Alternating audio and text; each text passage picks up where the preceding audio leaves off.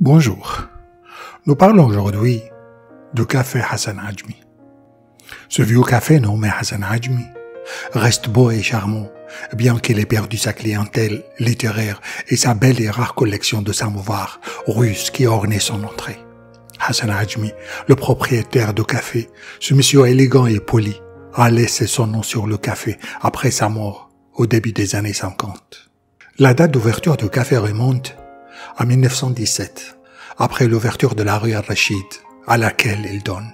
Il est situé au quartier Al-Haïdar Khan, à côté de l'école juive Shamash et Hajjzbal, du jus, de raisin, et à proximité se trouve le pâtissier boulanger Gâteau Es-Seyid, qui date de 1906. Ici se ressemblaient les écrivains aux années 30 du siècle dernier. Peut-être n'exagérerai pas si je disais que la plupart des écrivains sont passés ici. Al-Jawahiri, Al-Sayyab, Al-Bayati, Adnan Al-Sar. Le poète Abdelrazak Abdelwahid a dit que je ne pense pas qu'un écrivain de Bagdad ne soit pas poussé par la curiosité de s'asseoir dans le café Hassan Ajmi. Même l'écrivain bien connu, Youssef Al-Haïdari, est mort ici en 1993. Près d'ici, il y a beaucoup de cafés. Le café El Parlaman, qui était situé en face de ce café, le café El Zahawi, entre autres. Parmi ces poètes qui fréquentaient ce café, on rappelle Bedr Shakar Sayyab, qui a écrit un poème sur son rêve d'adolescence, d'être aimé par les filles d'El-Bash, l'homme d'affaires riche de Basra. Après 30 ans, il se souvient quand il était adolescent en train de marcher sous les chenachis meshrabieh de la fille du riche marchand et rêvait d'avoir son attention, ou juste un regard d'elle. À chaque fois qu'il passait, elle jetait un coup d'œil timide au balcon de la belle fille d'El-Chelebi, dans l'espoir de voir la fenêtre s'ouvrir. Il l'imagine encore assise tranquillement derrière ses beaux chenachis meshrabieh. Il dit dans son poème, peut-être que les chenachis meshrabieh brillent et je regarde la fille d'El-Chelebi venir à ma rencontre. Ici, il relie son poème à la chanson des enfants. Ou Piloui ou Halabi, aide les filles d'El-Chelebi à traverser. Ou Piloui Chacha, aide les filles de Pacha à traverser. Ou Piloui d'or. Cette chanson que les enfants chantent pour célébrer la pluie est parfois chantée d'une manière légèrement différente, invitant la pluie à aider les filles de Pacha à traverser les routes inondées, et les poètes ajoutent « ou pluie d'or » pour clore la chanson. Puis il continue en utilisant son beau vocabulaire. Comme des noyaux de bateaux de Sindbad, le ciel a tonné, alors une explosion s'est éclatée. Les chenachis meshrabieh de la fille de Chelebi montrent aux horizons les petits morceaux de l'arc-en-ciel.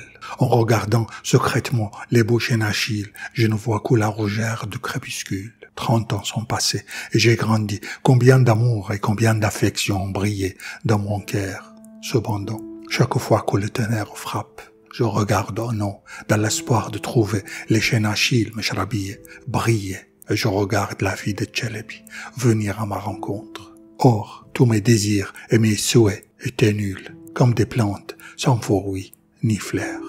Al-Sayyab continue de regarder dans son imagination les chenachis de la fille de Chelebi et s'en souvient chaque fois qu'il entend les enfants chanter cette chanson depuis lui.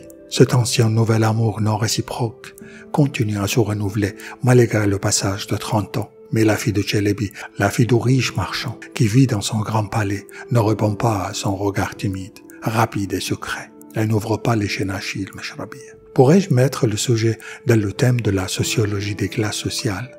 Elle rêve d'un garçon de la classe pauvre de se lier avec une fille de la classe riche. Un rêve d'un adolescent qui continue à traîner ses pas à chaque fois qu'il passe sous ces beaux chenachis meshrabieh. Ce simple amour, ce rêve lointain, qui ne s'est pas réalisé, reste dans son imagination et dont il se souviendra toute sa vie. Je trouve ce sujet présent chez de nombreux écrivains et même partout dans le monde. C'est un sujet ancien et nouveau que nous trouvons à l'époque abbasside aussi. Par exemple, le poète Abul Atahiya a été emprisonné à cause de son amour pour Utbah, l'une des femmes esclaves du calife abbasside El-Mehdi. Nous n'oublions pas Antara et Abla et le problème de classe qui a empêché l'amoureux de se marier avec la fille qu'il aimait et qu'elle aimait aussi. Un autre poète qui fréquentait ce café, Hussein Mardan, dont le recueil de poésie Poème nu l'a fait passer quelque temps en prison. En fait, il nous parle du même sujet, mais d'une manière différente. Ce poète pauvre et sans ressources a déclaré son amour pour la célèbre chanteuse Afif Eskender dans ce café. On appelle ce poète bohème qui écrivait ses poèmes en prose Baudelaire d'Irak. Elle s'est donné aussi le nom de l'homme de Brouillard.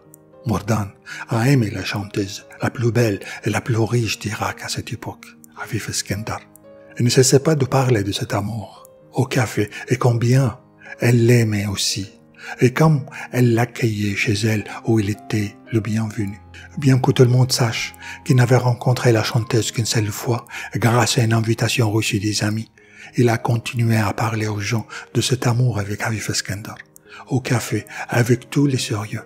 Mordan était tellement pauvre que même la chambre où il logeait, dans le journal El Hilal, près de la place El Midan, était une aide de la part de ses amis pour le sauver de la rue. Tandis qu'Afif Eskender était au milieu du siècle dernier, au sommet de sa beauté, de sa coquetterie et de sa renommée. L'écrivain Raab Toama Forman a documenté cette histoire dans son célèbre roman 5 voix, qui a été joué au théâtre ainsi qu'au cinéma. L'acteur Youssef El-Hani a joué ce rôle.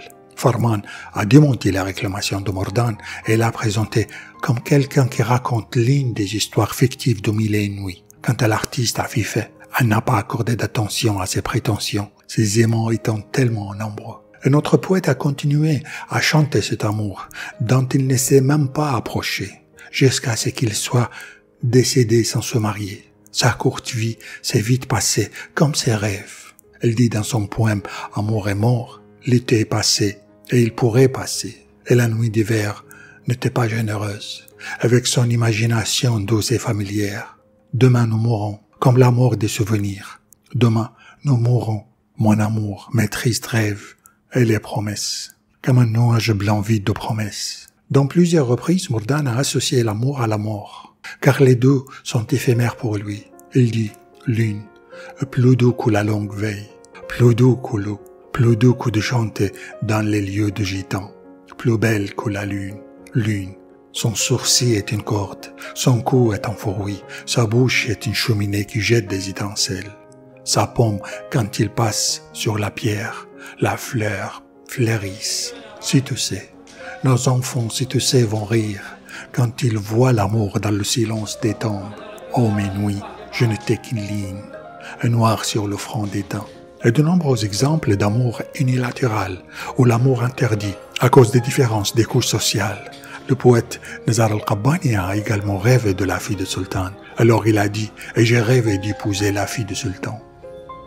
Le moment est venu pour mettre fin à notre conversation sur les illusions et de quitter le café de rêve, de laisser ces mots dans les replis de livres, même les souvenirs, et de revenir à notre réalité, de nous familiariser avec elle et d'essayer d'y trouver de belles choses, car la beauté de la simple réalité pourrait être plus belle que celle de l'imagination. Quant à l'amour, insatisfait, elle reste dans les poèmes et dans les souvenirs clos et derrière les chaînes Achilles de la fille de Tchelebi, qui n'a pas ouvert ses fenêtres et n'a même pas jeté un coup d'œil rapide et involontaire à notre poète essayable. Merci.